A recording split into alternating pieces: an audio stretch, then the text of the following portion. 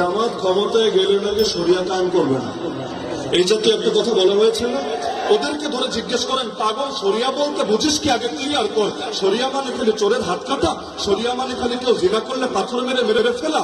এর বাইরে শরিয়ার কোনো শিক্ষা নাই? আরে আল্লাহ যেটা বলেছেন সেটাই তো শরিয়া, নবী যেটা শিখিয়েছেন সেটাই তো শরিয়া। জামাত কি বলছে? ক্ষমতায় গেলে ইনসাফ কায়েম করব। ইনসাফ কি শরিয়ত না? বৈষম্য দূর করব, এটাকে শরিয়ত না?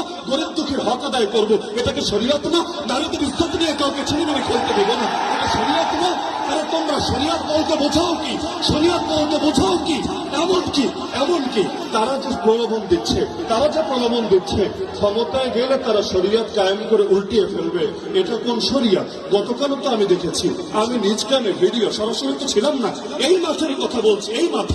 এই মাঠে আমার নাম ধরে নিকৃষ্ট ভাষায় গালিগালাজ করা হয়েছে নাকি হয় নাই?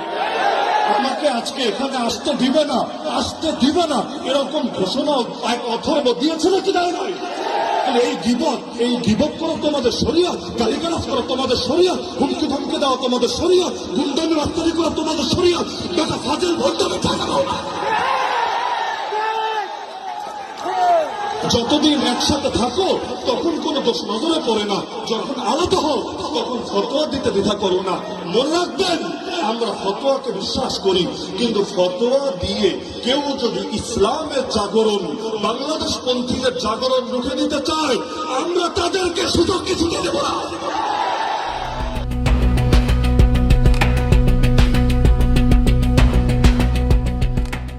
দিনাজপুর টিভি, মানুষের জীবনের কথা বলে।